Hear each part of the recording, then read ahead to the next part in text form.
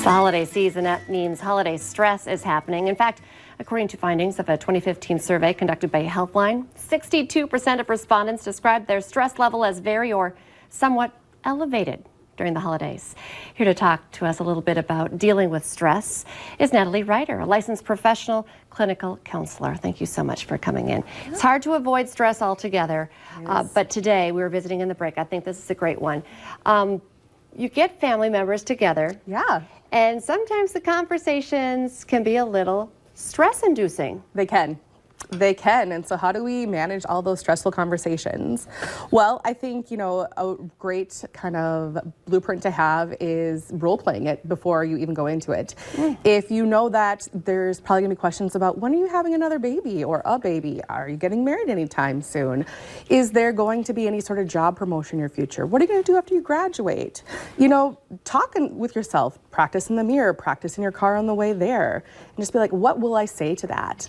And if it's like a really difficult conversation that you just don't necessarily want to have at that time, see if you can't employ somebody else to kind of come in and swoop in and help manage the conversation. Like maybe you have like an ear tug signal that's like, okay, I'm gonna come in and ask them how, what's going on in their life. Or if you want to employ like your mother or father-in-law to be like, hey, I know Aunt Edna's gonna ask me this. Can you help manage and steer the conversation? And just try to practice and employ other people around you to do and help mitigate that stress. I love that because I hadn't thought about that. When we talked about awkward conversations, I'm like, oh yes, just don't talk politics, don't talk religion.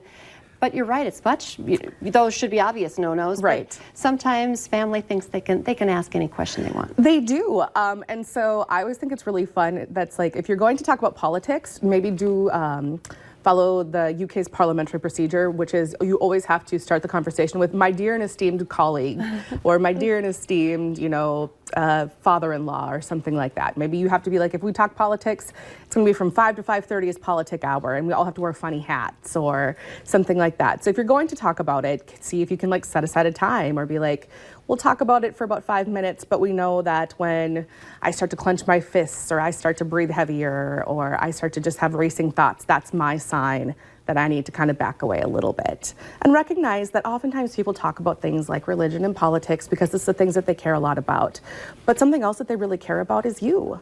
The reason that they want you to probably think the way that they do or understand why they think the way that they do is because they care about you and they care about what happens to you. And so they're trying to show some compassion and some care in that sense. Oh, I like that way of looking at things. That's very interesting. Yeah. Also, maybe I like that we're talking about how we deal with it when we're not wanting it to happen. How about just a reminder to people who sometimes are the culprits, the instigators? The instigators. Can we give a message to the instigators as well? I think you can just be like, I understand how much you care about me and I understand like how stressful things are right now. But let's have this conversation with just you and me where we can talk about it just one-on-one and then we can enjoy everybody else around us and it doesn't impact them as well. I love that.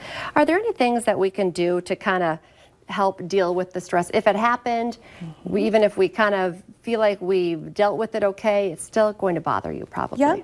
So if you need to, pull your partner aside, talk about it with a friend, text, just be like, oh, I'm so frustrated right now.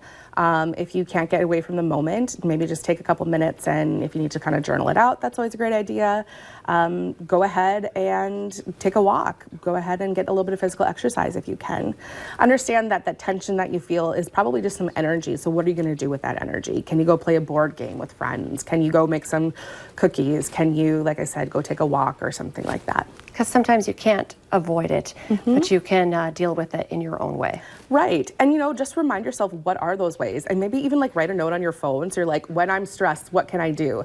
And then pull it out because sometimes it's really hard in those moments to be like, I can't think of any way to deal with my stress. But if you can pull it out and be like, oh, I can do A, B, or C, then it's like, thank you past me, my future me, thanks you for reminding me what I can do. Natalie, great conversation about conversations. Yeah. Because it's a big one that we're all starting to deal with as the holiday season is here. Thank you so much for your time. Thank you. Stay with us. We'll be right back here on North Dakota Today.